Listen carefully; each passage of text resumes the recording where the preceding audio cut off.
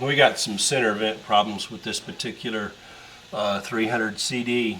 The 300D and the 300 CD have the same dash removal process, and that's what you have to do. It's the only one of the 5 vacuum elements underneath here that works all the flaps to open and close these vents, that you have to pull the dash on, and the dash takes a little while to pull. We've made a special CD to show that alone, so refer to that dash removal CD in order to see how to take this dashboard off. But once you take this dashboard off, there's a little vacuum element inside here, and that's what we want to repair today.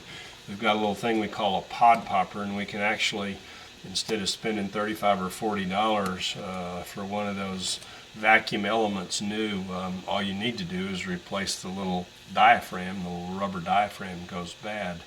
But in Arizona, the only way you get cooling that's good out of one of these cars is to have all 4 vents working, and these things are, when that rubber diaphragm goes bad, they close. There's a spring-loaded affair that closes these 2 center vents, and so after 20-some years, that little diaphragm is rotted, and we need to replace it. So we're going to remove the dash, and then when we do remove the dash, we'll show you how to get that little diaphragm. It'll be real clear how to get it off of there and how to repair it. Now you see, here's the culprit, the thing that operates the center vent. So we need to change this element. You pull the pin out. Obviously, the only thing critical is to try not to break this if you're going to try to reuse it. And what I usually do is just very carefully get behind it with a little screwdriver and try to pry these little keepers off of there without breaking that plastic stud. And you really have to be careful not to break the stud.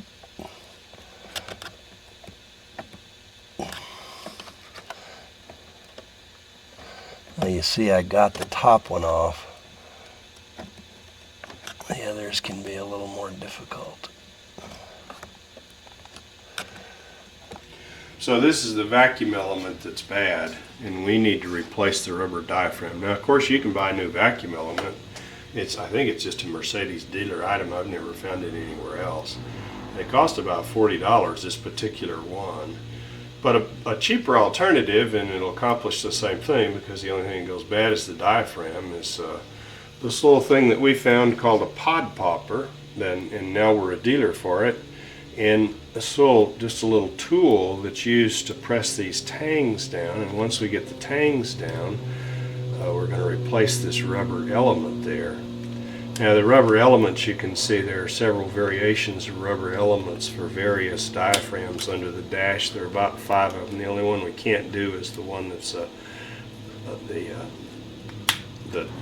double. One of them is a double element. We can't do that one. It's the defrost. But you see, you just mash those tangs down all together, and then this part comes apart for this particular element. And then what we want to do is simply replace this particular diaphragm, and it just comes right off of there.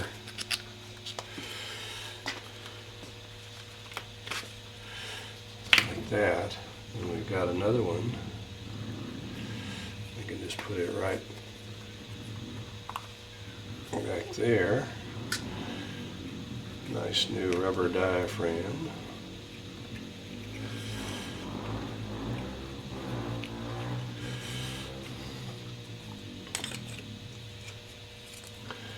And then, as I recall, it went like that.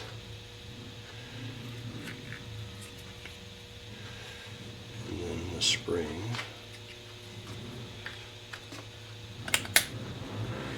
just pops right back together. Now we got to make sure that the thing is properly aligned, and I believe I got it just awful close there. Now before we put it in there, we want to make sure it doesn't leak. So we got this thing sealed up now. Now you have to be careful and make sure that the lip goes on the outside of the pink part right there. when you put this back together. And don't put any sealer or anything on here. It just it slips the rubber, just seals right up against the plastic tight. So it just went on that piece right there. And we got this, and we got to make sure it goes in there like this. And we want the top, the dish part of that bar to be on the top. And we've got it sealed up. Now we always check it before we put it back. We would hate to pull that dash back apart, but you see, we've got it fixed and it doesn't leak. So it'll hold a vacuum, so it's going to be great.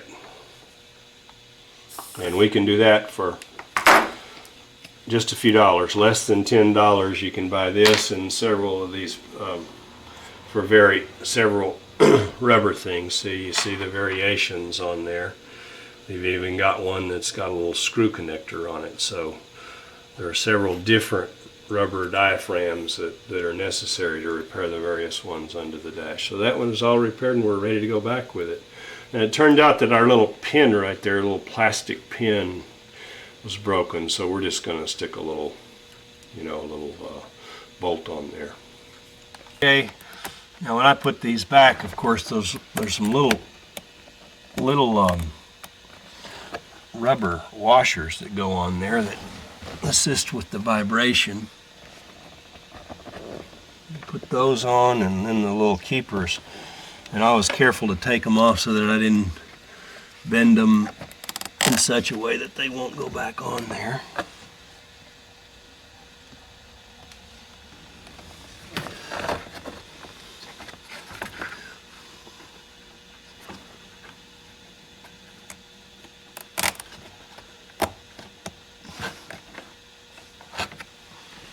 I got those on. Now I need to put that on there. As you recall, the bolt, or the little keeper, was gone on this one, and so I'm just going to use a number 8 screw, and I'm going to put a self-locking nut on there. I don't want to ever have to mess with this thing again, so I've got a fiber self-locking nut on the back of this number 8 machine screw, number 8 or number 10, I guess it's number 10. And then, of course, I'm going to check it once I get it all assembled.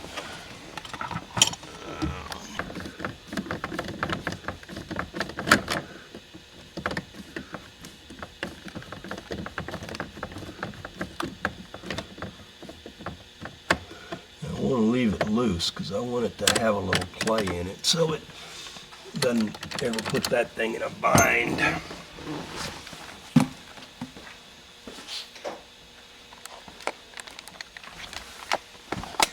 Now the last thing, we want to make sure that everything works,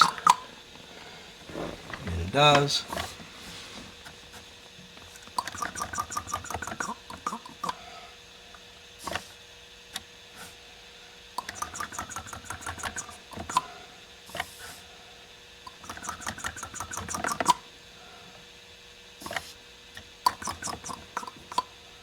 Good.